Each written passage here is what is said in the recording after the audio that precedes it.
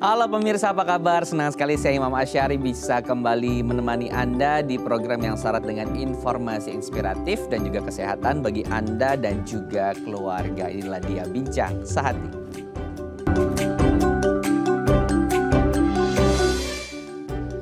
Ya pemirsa, Bincang Sehati, seperti yang kita tahu, organ mata ini adalah organ kedua yang paling kompleks setelah otak. Banyak sekali struktur otot, struktur saraf dan juga bagian-bagian lain yang ada di mata yang fungsinya itu masing-masing sangat penting untuk menunjang organ kita atau indera kita dalam penglihatan pemirsa.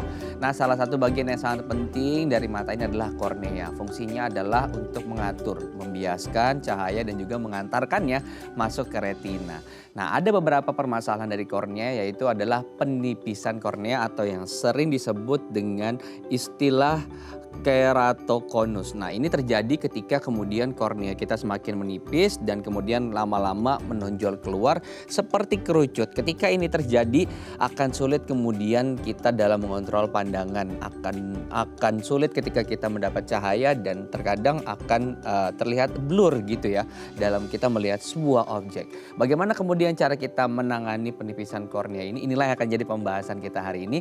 Namun sebelum saya masuk ke tema kita yang utama hari ini, saya mau berbagi dulu nih fun fact seputar bagaimana sih cara kita membersihkan kacamata dengan baik dan benar. Kita mulai yang pertama. Yang pertama adalah cuci tangan menggunakan sabun terlebih dahulu sebelum kita memulai aktivitas membersihkan kacamata. Ingat pemirsa gitu ya, tangan kita ini adalah sumber kuman, sumber bakteri dan kita tidak tahu kemudian gitu ya apa saja yang kita sentuh. Ada minyak, terus ada kotoran dan ini kemudian menempel ke kacamata kita. Nah, sebelum kita memulai aktivitas membersihkan kacamata kita, usahakan bersihkan terlebih dahulu tangan kita. Karena dengan begitu otomatis kita bisa menghilangkan terlebih dahulu noda-noda atau minyak-minyak yang ada di tangan kita sehingga tidak menempel ke bagian kacamata kita. Yang kedua adalah kita bilas lensa kacamata dengan menggunakan air yang mengalir. Jangan lupa harus selalu menggunakan air yang mengalir karena ketika kita membersihkan menggunakan air yang statis gitu ya di atas baskom ataupun dengan air yang tidak mengalir, dikhawatirkan kemudian ada partikel-partikel kasar yang menempel di kacamata sehingga saat kita membersihkan partikel tersebut ikut menggesek gitu ya bagian kacamata sehingga nanti ada goresan-goresan. Ketika kita gunakan kembali kacamata kita, baru kita sadar oh ternyata ada goresan-goresan akibat tadi kita tidak membersihkan menggunakan air yang mengalir. Tips yang ketiga, menggunakan cairan pembersih kacamata yang khusus. Nah, inilah kenapa kemudian ada cairan khusus yang memang digunakan untuk membersihkan kacamata karena ada zat kimia tertentu yang sudah disediakan di sana yang difungsikan memang khusus membersihkan lensa-lensa kita tadi pemirsa. Jangan menggunakan cairan-cairan yang lain gitu ya. Terkadang kita suka iseng melihat live hack gitu ya, bagaimana menggunakan cairan-cairan lain gitu ya selain pembersih kacamata untuk membersihkan lensa kita. Misalnya kayu putih gitu ya, terkadang kita suka juga tuh menggunakan itu untuk membersihkan lensa baik handphone ataupun kacamata. Nah, perhatikan juga pemirsa, jangan kemudian menggunakan cairan-cairan tersebut karena sudah ada cairan khusus nih yang disediakan untuk kita membersihkan lensa kacamata kita. Kita masuk ke fun fact yang keempat, bilas kembali lensa kacamata tersebut menggunakan air yang mengalir. Nah, setelah terpapar dengan cairan khusus yang ada zat kimia tertentu tadi, usahakan untuk kita kembali membilasnya. Nah, agar kemudian kacamata tadi bisa kembali bersih dari zat-zat kimia tadi. Nah, jangan lupa juga menggunakan kemudian pengeringnya ya pemirsa gitu ya. Untuk kita bilas kembali, usai dibilas kita keringkan lagi agar kacamata tadi tidak ada jamur airnya di sana. Nah, kita masuk ke fun fact yang terakhir. Nah, kita harus mengeringkan kacamata, bisa berbagai cara untuk kita gunakan mengeringkan kacamata. Ada yang bisa menggunakan hair dryer juga bisa, atau bisa menggunakan beberapa cara lain gitu ya, pakai lap, terus kemudian hindari dengan kita meniup gitu ya. Karena ketika kita meniup juga banyak cairan di mulut kita juga akan keluar yang nanti akan menempel di kacamata kita. Jadi bisa gunakan tadi hair dryer ataupun kita bisa menggunakan lap yang memang khusus khusus disediakan untuk membersihkan kacamata. Jangan sembarangan menggunakan alat pengering lain ya pemirsa ya. Tisu-tisu tertentu juga itu sebetulnya tidak disarankan gitu. Apalagi yang tekstur tisunya terlalu kasar karena dikhawatirkan nanti bisa memberikan goresan pada kacamata kita. Itu dia tadi 5 fun fact seputar bagaimana cara kita membersihkan kacamata. Kita akan ulas nanti semuanya di segmen berikutnya bersama pakar yang saya akan hadirkan untuk Anda pemirsa. Jangan beranjak dari layar kaca Anda, tetap bersama kami di Bincang Sehati.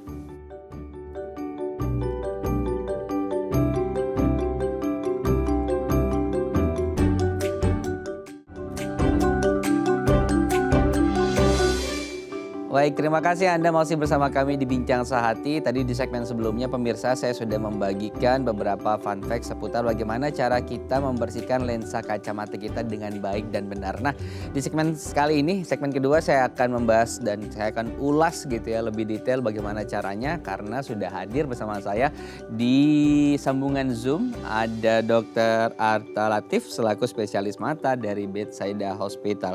Saya akan sapa, selamat pagi, Dr. Arta. Halo, selamat pagi. Dr. Arta, salam sehat.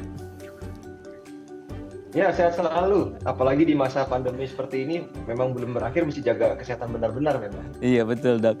Dok, kita akan bicara soal kesehatan mata dok. Nah, sebelum kita masuk ke tema utama kita soal penipisan kornea, tadi saya sudah membagikan fun fact seputar bagaimana cara baik dan benar membersihkan lensa kacamata. Karena masih banyak nih masyarakat yang menggunakan kacamata, tapi cara pembersihannya juga nggak tepat gitu dok. Kita akan mulai dari yang pertama ya dok ya. Membersihkan kacamata itu kita harus mencuci tangan terlebih dahulu. Kenapa sih penting dok untuk kita cuci tangan sebelum kita mulai membersihkan lensa kita dok? Ya, yang pertama soal kebersihan ya, kan secara sehari-hari itu tangan kita banyak memegang berbagai benda macam-macam dan di situ kan suka melekatlah debu, kotoran atau apa. Jadi tangan kita kalau kita tidak bersihkan terlebih dahulu itu sudah ada kotoran terlebih dahulu nempel ke lensa. Jadi pembersihannya kan tidak benar-benar bersih. Jadi sebaiknya tangannya memang dibersihkan terlebih dahulu. Jadi dasarnya adalah tadi tangannya harus bersih dulu, baru kita mulai kemudian membersihkan lensa gitu ya. Karena kita nggak pernah tahu tangan kita menyentuh apa, ada bakteri apa, terus ada kotoran atau minyak apa yang menempel gitu ya dok ya gitu. Ya betul. Oke, baik. Yang berikutnya adalah kita bilas lensa itu harus menggunakan air yang mengalir ya dok ya. Kenapa dok?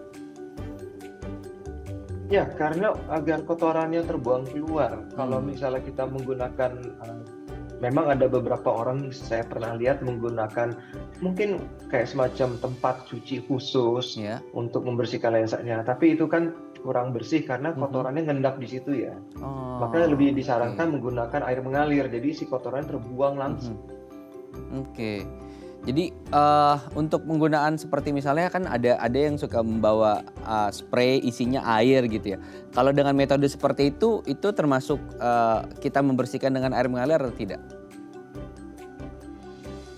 Kadang-kadang nggak bisa semuanya serba ideal ya. Mungkin di suatu kondisi kita sedang memerlukan kacamata yang lensanya bersih agar penglihatannya jelas, tapi pada kondisi di mana air mengalir tidak ada.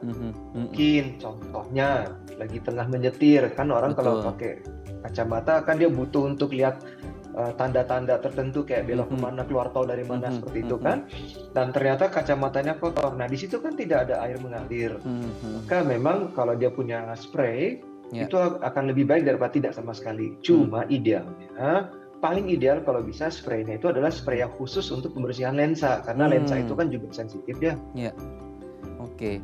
Nah ini sama nih seperti fun fact yang ketiga, harus menggunakan cairan khusus gitu. Nah sebetulnya kandungan cairan itu apa sih dok? Sehingga kemudian kita perlu cairan khusus untuk membersihkan lensa tadi gitu. Dia memang ada kombinasi cairan kimia di dalam pembersih lensa itu yang khusus digunakan untuk membersihkan lensa. Jadi agar lensa tersebut bersih dan tidak baret. Memang tidak semuanya bisa ideal dibawa kemana-mana. Kadang-kadang orang suka lupa kan. Kalau memang sangat terpaksa, ya kalau memang ada spray kayak mungkin seperti sanitizer yang alkohol, tapi ya tentu jangan yang gel ya.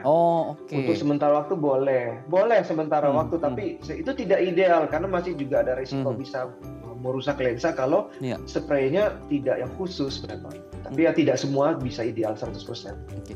Nah kalau aku mau ngaku nih dok, karena aku suka membersihkan menggunakan minyak serbaguna kayu putih. Sebetulnya boleh tidak atau justru tidak disarankan? Apa bahayanya kalau misalnya kita masih rutin membersihkan lensa-lensa seperti ini, termasuk lensa yang ada di HP gitu ya, menggunakan tadi cairan kayu putih tadi? Yang pertama itu bukan desinfektan. Hmm. Jadi kuman, bakteri atau apa yang menempel di lensa tidak akan mati Oh, hanya iya. dengan menggunakan minyak seperti minyak kayu putih. Itu nomor satu. Iya. Nomor dua, itu kan minyak. Hmm. Dan kita tidak tahu apakah waktu proses pembuatannya bagaimana. Jangan-jangan pada saat pembersihan ada residu tertinggal di lensa, bukan lensanya bersih malah belepotan minyak. Iya, Kan iya, juga iya. bisa menimbulkan masalah baru. Yang Iya. kedua, minyak kayu putih itu kan juga dia menguap kan, ada zat Iya. aktifnya. Betul. Kebayang nggak kalau baru bersihkan kacamata dengan bau minyak kayu putih dipasang di mata, Mata. uapnya Iya. kena ke mata, itu kan iritasi pasti. Iya, iya, iya benar. Iya, tapi memang kayak tradisi dan kebanyakan orang kita masih banyak ya menerapkan hal-hal seperti itu gitu ya gitu. Oke, dok kalau bicara soal fun fact yang keempat adalah dibersihkan menggunakan air mengalir kembali. Nah kenapa sih ketika kita sudah menggunakan zat kimia tadi kita masih perlu harus membersihkan lagi dengan air yang mengalir? Ya agar si cairan kimianya itu tidak menempel pada si lensa. Karena gimana pun juga cairan pembersih tersebut kan satu dari chemical ya, dari kimia. Kemungkinan dia juga bisa menguap dan itu bisa mengiritasi mata. Makanya lebih baik setelah dibersihkan dibilas lagi. Memang idealnya begitu. Oke, jadi untuk setelah terpapar tadi ya ada zat kimianya dengan cairan khusus tadi, kita bersihkan lagi. Idealnya adalah dibersihkan lagi dengan air mengalir.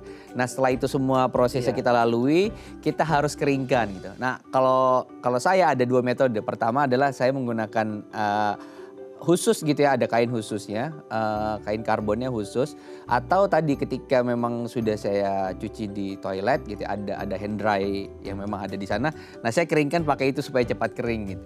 Nah sebetulnya metode pengeringannya yang tepat dan benar seperti apa sih dok? Sebenarnya lensa itu sensitif ya, dia sebaiknya menggunakan kain yang khusus untuk pembersihan lensa. Tapi memang kan belum tentu bisa terbawa sewaktu-waktu. Iya betul. Jadi memang sih itu bisa dibilang sejenis life hack juga. Jadi kalau ada hair dryer yang pengering tangan yang pakai angin itu mungkin bisa membantu walaupun tidak ideal sih karena kan kotor lagi, itu kan ada debu-debu dari dalam anginnya kan, kita nggak tahu itu. Nah yang kedua, saya tidak menyarankan untuk mengelap dengan tisu kamar mandi ya atau tisu yang biasa kalau kita cuci tangan di toilet kan ada ambil satu gitu kan, karena itu biasanya kasar dan kalau misalnya orang kebanyakan mengelap kacamata itu dengan dia gesek-gesek. Iya, malah sebenarnya jangan lecet nanti ya. Lecet, memang sih ada beberapa cara, ada yang ditap-tap supaya dia kering, atau kalau dia pakai kain khususnya satu arah saja di arah tertentu. Dan kebanyakan orang umum itu kan suka buru-buru dia pakai kaosnya lah, pakai bajunya lah, darurat dia gosok-gosok, malah jadi baret mikro. Jadi kalau dilihat malah banyak baret kecil-kecil. Darurat ya, mau apa lagi? Soalnya karena darurat ya dokter Arta ya. Tapi ya ada kain mikro khusus ya yang memang sudah disediakan saat kita melakukan pembelian. Biasanya ada kain khusus yang itu bisa digunakan untuk membersihkan tadi lensa kacamata kita gitu.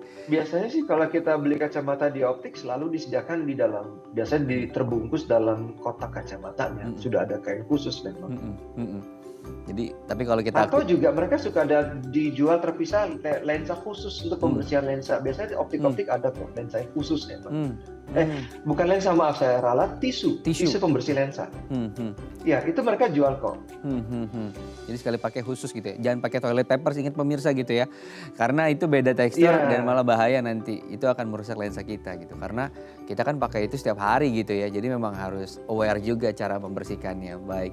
Dokter Arta, nanti kita sambung lagi di segmen berikutnya ya. Kita akan bahas soal penipisan pada kornea mata kita. Untuk Anda pemirsa yang tertarik nih ingin bertanya kepada Dokter Arta dan bergabung bergabung dengan tema kita hari ini, Anda bisa menghubungi kami di 021 290 32644 atau bisa melalui Instagram kami, di DM saja Instagram kami di @daifamily. Usai jeda saya akan kembali lagi, tetap bersama kami di Bincang Sehati.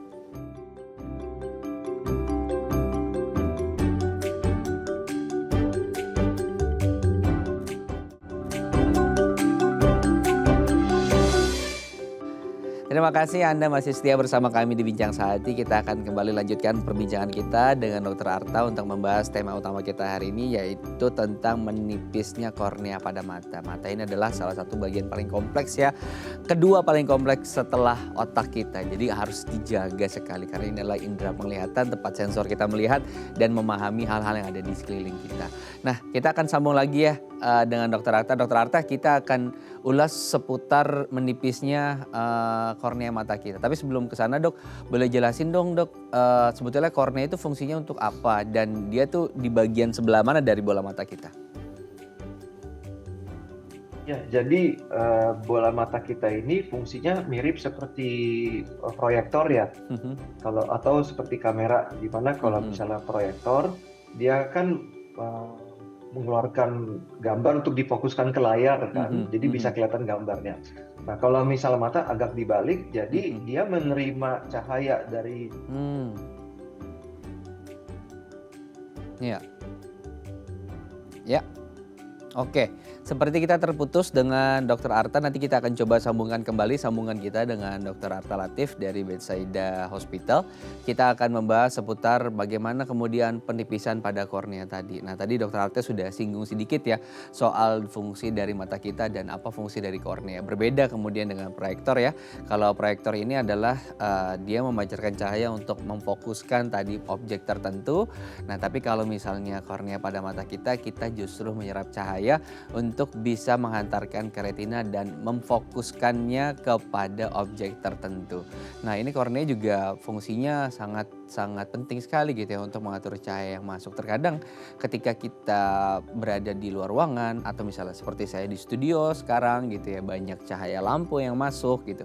Ini kemudian kornea saya yang mengatur untuk cahaya masuk dan keluar tadi. Atau saat kita kemudian menjalani aktivitas gitu ya dari dalam ruangan, terus kemudian kita keluar ruangan yang mataharinya kemudian sangat terang sekali gitu. Nah, terkadang kita juga agak sulit untuk melihat objek-objek yang di sekitar. Tapi penyesuaian yang dilakukan oleh kornea mata inilah yang kemudian bisa mengatur kita untuk bisa fokus kembali melihat objek tersebut. Nah, hari ini kita akan bahas apa yang terjadi ketika kita memiliki masalah pada kornea kita, yaitu ketika kornea mata kita menipis gitu ya. Entah misalnya karena kebiasaan kita mengucek atau misalnya ada eksiden atau apapun yang menyebabkan kemudian terjadinya penipisan pada kornea sehingga membuat penglihatan kita agak blur atau susah kita mengatur cahaya pemirsa. Seperti misalnya saat di lokasi seperti ini, di studio seperti ini dengan lampu yang banyak. Nah, ketika kita memiliki permasalahan pada menipisnya kornea, nah ini akan kemudian sulit gitu ya. Objek-objek yang ada di depan saya ini saya lihat akan kemudian blur. Nah, ini juga bisa terjadi karena degenerasi pemirsa gitu ya. Dan biasanya juga ternyata sudah terjadi di usia-usia seperti 16 sampai dengan 25 tahun. Itu usia muda gitu ya. Kenapa kemudian penipisan kornea ini bisa terjadi? Kita akan sambung lagi bersama dengan Dr. Arta. Saya akan coba sambungkan terlebih dahulu. Dr. Arta? Oke, baik.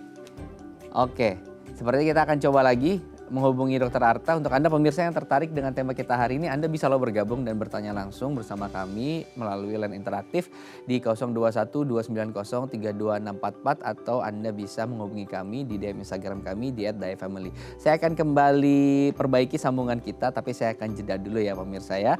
Jangan beranjak dari layar kaca Anda, tetap bersama kami di Bincang Sehati.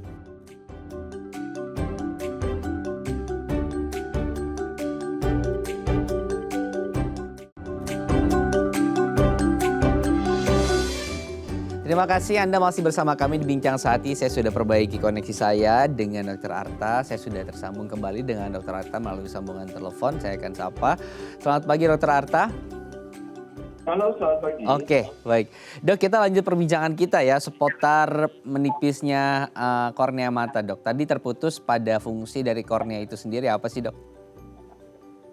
Ya, jadi kornea itu dia sebagai komponen optik dari bola mata, di mana dia akan memfokuskan sinar yang datang ke dalam bola mata agar dia nanti diarahkan ke lubang mata pupil, kemudian nanti ke arah lensa. Nah, dari lensa itu akan difokuskan ke retina. Jadi si kornea ini fungsinya sebagai komponen optik dalam sistem penglihatan mata manusia. Baik. Kalau terjadi proses penipisan itu seperti apa pengertiannya, Dok? Ya, jadi sebenarnya kornea ini dia punya struktur tertentu di mana pada tiap-tiap orang dia punya kelengkungan dan ketebalan yang nilainya sudah standar. Nah, dia juga terdiri dari 5 lapisan, jadi struktur kornea itu ada 5 lapisan. Nah, pada kasus penipisan kornea dalam hal ini, maksudnya adalah keratokonus, itu terjadi penipisan pada bagian tengah atau parasentral dari kornea, sehingga bisa membuat strukturnya menjadi rapuh. Dan tentunya ada gangguan pada struktur kolagen serta ada lapisan yang terganggu, sehingga membuat bentuk kornea tersebut menjadi berubah bentuk. Oke. Jadi lebih kerucut gitu ya? Betul. Oke. Apa kemudian, Dok, yang terjadi ketika terjadi penipisan tadi? Apa yang mengganggu nanti dari penglihatan kita? Karena kan dari fungsi kornea tadi adalah dia membias dan mengatur cahaya untuk masuk ke retina gitu, sehingga kita bisa fokus untuk melihat objek tertentu gitu.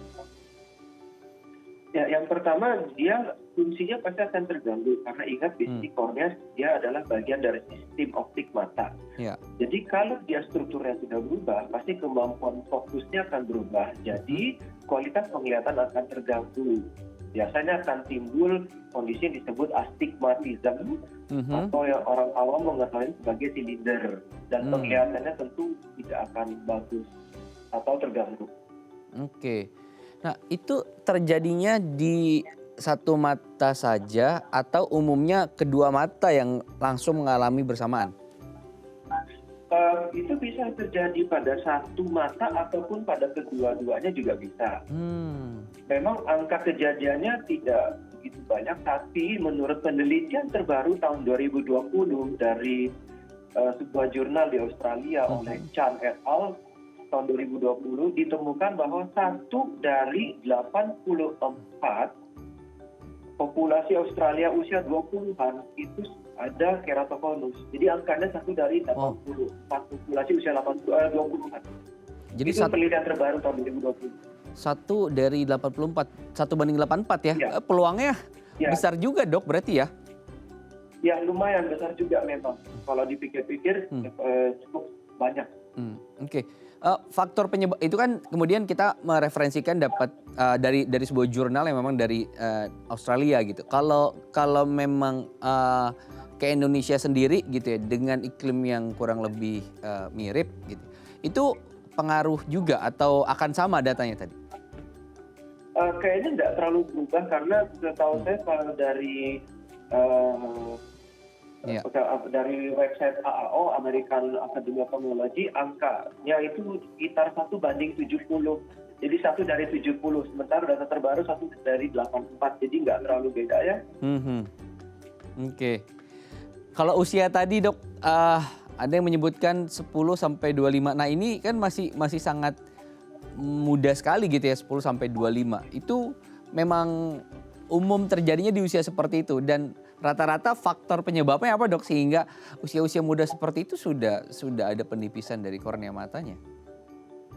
Jadi memang kalau ditanya kenapa, etiologinya kenapa, sampai sekarang masih tanda tanya. Tapi yang jelas sudah terjadi kelainan struktur dan kelainan kolagen yang menjadi bahan dasar struktur kornea tersebut.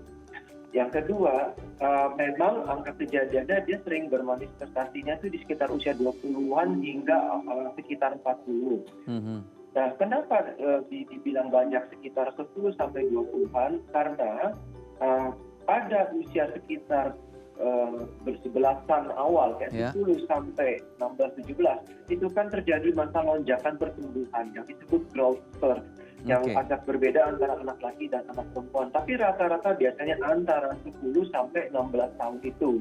Maka di masa perlonjakan pertumbuhan tersebut bisa memberikan sumbangsi atau menjadi faktor resiko mempercepat atau menjadi faktor resikonya si keratokonus ini. Iya, oke. Termasuk ya paling besar adalah faktor eksternal. Ya, salah satunya adalah yang paling banyak dibicarakan di berbagai forum internasional dan banyak dibahas adalah faktor eksternal dalam hal kebiasaan mengucek mata. Oke, mengucek mata ya. Apa yang salah kemudian, Dok? Itu kan maksudnya alami gitu ya, ketika ada debu atau apa berasa masuk ke dalam mata kita, otomatis kayak tangan tuh gatel gitu ya untuk langsung melakukan ngucek mata gitu. Sebetulnya apa bahayanya gitu sehingga bisa menimbulkan menipisnya kornea kita? Ya, jadi sayang sekali di sini kita tidak bisa menayangkan filmnya, tapi kalau Anda bisa lihat di YouTube itu sudah banyak ada filmnya bahaya mengenai mengucek mata, di mana ada rekaman MRI atau MRI di mana relawan itu masuk ke dalam mesin MRI, kemudian pada saat di-scan dia bisa mengucek matanya berulang-ulang. Nah, di situ terlihat pada saat mengucek kelengkungan kornea itu menjadi berubah, dia jadi ketekan dan berubah bentuk, dan bola matanya pun masuk ke dalam soket mata menekan saraf mata ke belakang. Oke. Jadi ya kalau mengucek atau menggosok mata yang sering berlebihan, terlalu keras itu berbahaya. Tidak hanya ke kornea saja, tapi bisa ke bola matanya juga. Malah pada beberapa laporan bisa menjadi penyebab glaukoma malah. Itu baru malah laporannya. Saya baru baca tadi pagi. Oke. Dengan tekanan sekecil pun gitu, misalnya hanya mengucak biasa gitu ya, tidak terlalu ditekan gitu.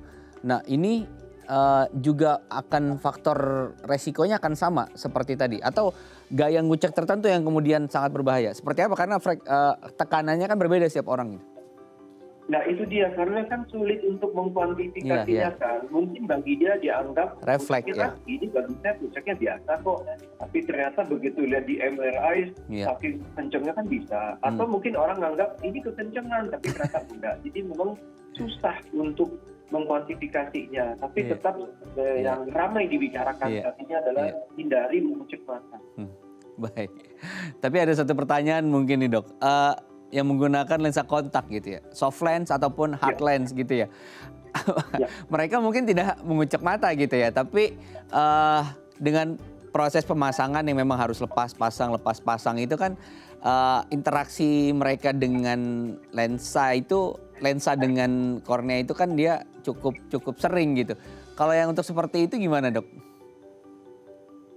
Ya, jadi kalau misalnya matanya tidak ada kondisi keratokonus, dan kalau sudah melalui pemeriksaan di mana sudah diketahui kelengkungan korneanya dan fitting lensa kontak sudah dilakukan sehingga didapatkan ukuran yang sesuai, maka harusnya cukup aman untuk penggunaan jangka panjang. Tapi yang terjadi seringnya selama ini adalah orang langsung beli lensa kontak dan langsung pakai. Padahal itu sebenarnya tidak tepat.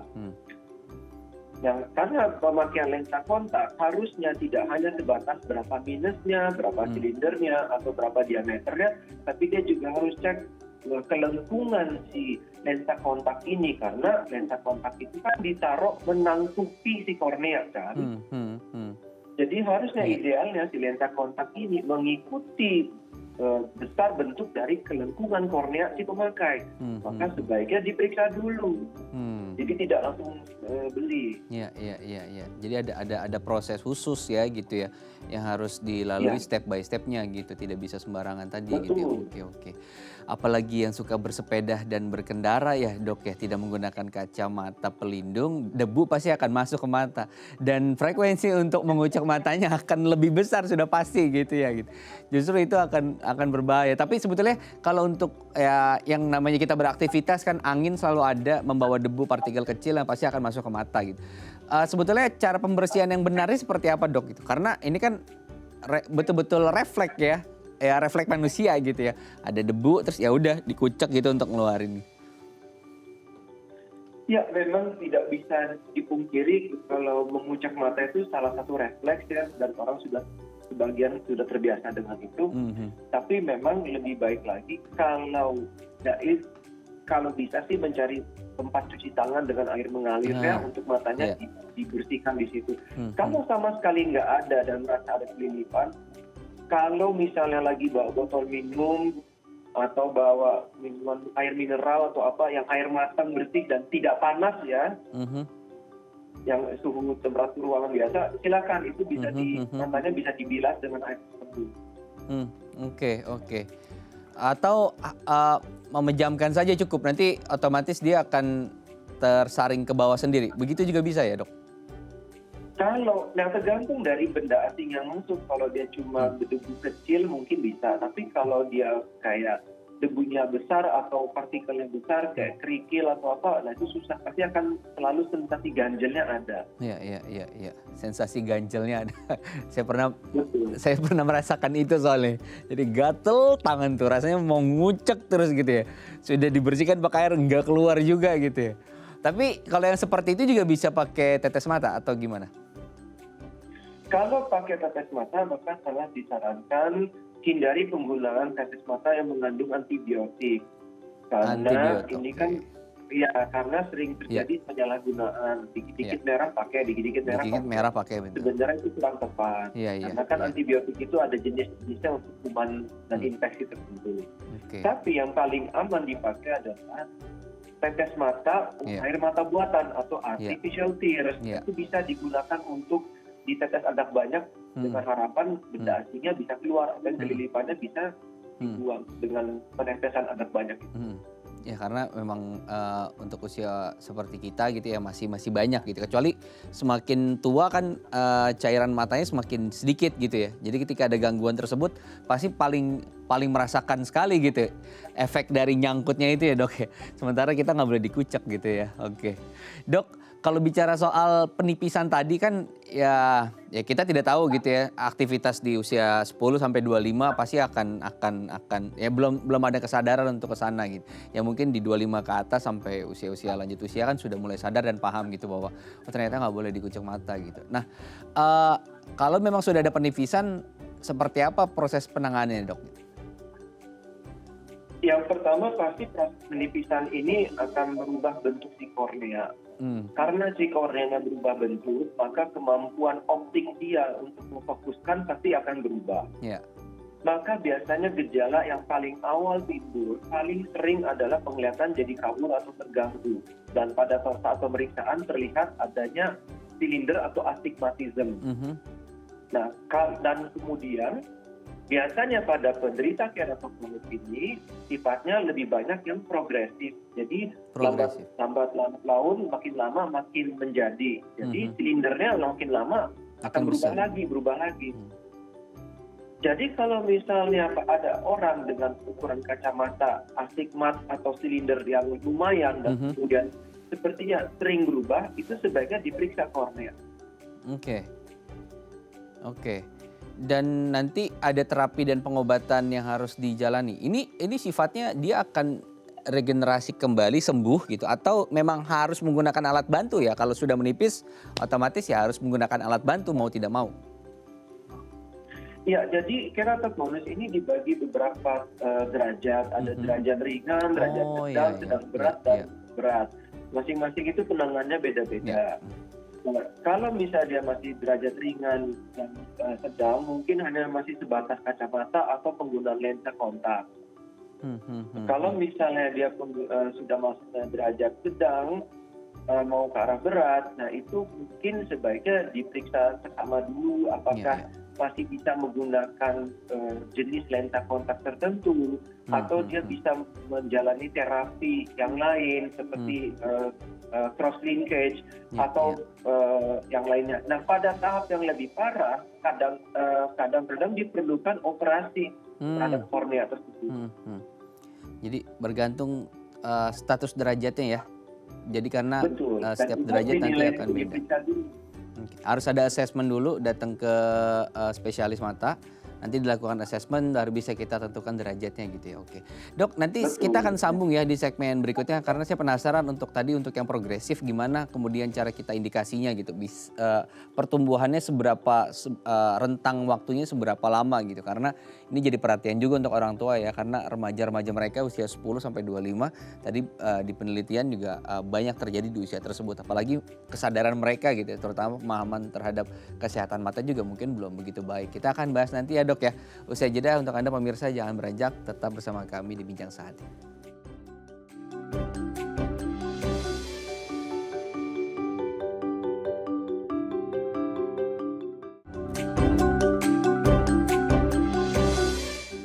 Terima kasih Anda masih bersama kami di Bincang Saat ini. Kita masih akan melanjutkan perbincangan kita dengan Dr. Arta Latif, spesialis mata dari Bethsaida Hospital. Dr. Arta, kalau bicara soal progresif tadi, ini kan silindernya akan semakin tumbuh dan tumbuh. Nah, cara kita identifikasinya gimana ya? Proses pertumbuhannya itu dia ada rentang waktu nggak, per sebulan kah? Atau per 2 bulan kemudian akan menjadi lebih parah? Ya, jadi memang salah satu yang berpengaruh terhadap progresivitas dari keratokonus ini bisa dipengaruhi dari laju pertumbuhan pasien tersebut, terutama dalam masa percepatan pertumbuhan atau yang disebut growth spurt. Nah, growth spurt ini biasanya rentang waktunya memang sekitar 10 sampai 16 tahun, berbeda pada anak laki dan perempuan. Dan biasanya kita bisa lihat pada saat pemeriksaan itu ukuran astigmatisme atau silindernya berapa. Nah, kalau misalnya dinilai, oh ini cukup wajar ya, mungkin cuma setengah, udahlah itu mungkin nanti kita ceknya tahun sekali atau 6 bulan sekali. Tapi kalau misalnya pada saat pertama datang langsung silindernya 2 kayak gitu, itu kan udah lumayan angkanya, maka disarankan mungkin kita follow up per 6 bulan sekali. Tapi saya juga biasanya sering menitipkan pesan kepada orang tua, kalau sebelum waktu kontrol dan anaknya terlihat kacamatanya sudah nggak nyaman, dia nggak mau pakai, atau pada saat dia pakai itu kelihatan dia sering memincingkan mata, atau dia sering maju ke depan atau pipir, atau dia suka dikit-dikit lepas. Nah, itu harus curiga. Ada indikasi. Kemungkinan udah ada berubah umuran, mesti dicek. Jadi jangan tunggu waktunya lagi. Misalnya, iya dok, ini tinggal 3 bulan lagi kok. Jadi saya sabar-sabar nunggu aja. Enggak, jangan. Kalau misalnya belum 6 bulan sudah ada keluhan yang lain, langsung datang. Jangan nunggu harus 6 bulan berikutnya. Karena perubahan tersebut kan nggak bisa diprediksi. Iya. Jangan tunggu. Kalau udah seperti itu, ada temuan indikasi seperti itu, langsung kemudian konsultasi lagi gitu ya. Oke dok, kalau bicara persentase kan tadi sebetulnya 1:84 ya, peluangnya sangat besar sekali gitu ya. Dan usianya 10 sampai 25, kita juga tidak ingin kemudian anak-anak remaja kita tumbuh dewasa dengan kondisi mata yang tidak baik. Nah, berarti dengan persentase seperti itu sudah diharuskan ya untuk kita melakukan asesmen dari usia 10 tahun. Ya, jadi sebenarnya itu gerakan untuk memeriksakan mata anak itu sebenarnya sudah ada sejak lama. Tapi jangan dari umur 10 saja, bahkan dari pada saat masuk SD kelas 1 itu sudah harus cek. Itu yang paling ideal. Umur 6 berarti ya? Sekitar itu? Ya, setidaknya umur 6. Apalagi sekarang kan sudah tatap temu muka langsung kan. Iya. Nah, jadi maka sangat disarankan untuk periksa. Dan memang ada pengaruh karena pandemi kemarin ini 2 tahun lebih terakhir ini kan banyak yang penggunaan gadget sebagai media alat bantu pembelajaran, karena kan kondisi terpaksa mau nggak mau harus belajarnya online. Iya. Dan banyak anak-anak yang takut untuk main keluar karena kondisi pandemi kemarin. Nah, kombinasi paparan exposure gadget yang lama serta kurangnya aktivitas outdoor itu bisa memicu perubahan ukuran kacamata. Minus bisa, silinder bisa. Maka sangat disarankan sebaiknya sebelum masuk sekolah dicek dulu. Iya.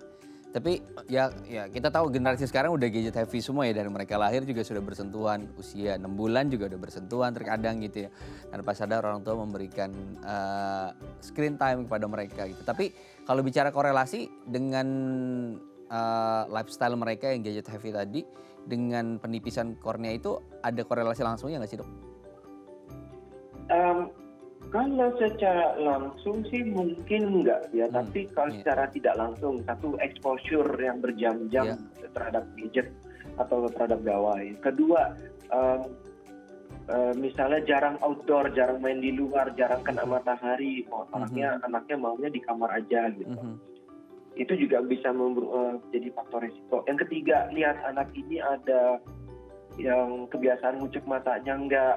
Dalam hal ini biasanya paling sering pada penderita alergi, apalagi alergi bermanifestasi di mata. Salah satunya yang rada-rada menyebalkan itu adalah konjungtivitis vernal.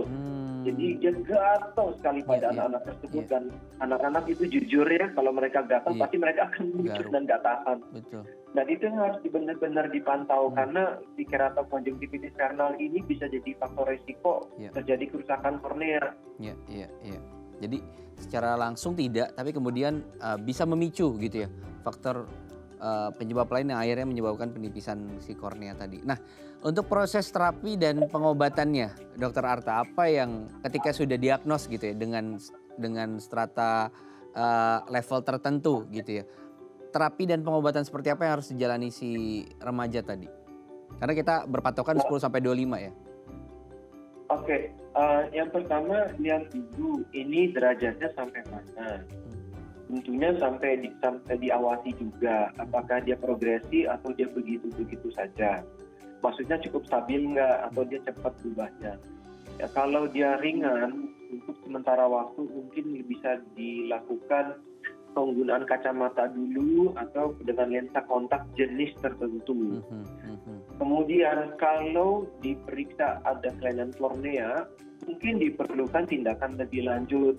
Biasanya ada tindakan close linkage, itu biasanya dikerjakan oleh dokter spesialis bidang kornea, atau mungkin bedah refraktif yang mengerjakan itu. Kemudian setelahnya ada juga tindakan operatif, bisa pemasangan lensa, pergantian lensa mata, atau mungkin dipasang implan di kornea, atau dilakukan operasi donor kornea. Tapi itu jarang dilakukan. Biasanya dilakukan kalau memang korneanya sudah berubah secara signifikan dan terjadi perubahan struktur yang cukup masif. Jadi memang setiap orang beda-beda. Tapi yang jelas dalam hal ini pemantauan berkala sangat penting. Jadi jangan sampai loss. Kuncinya di screening gitu ya.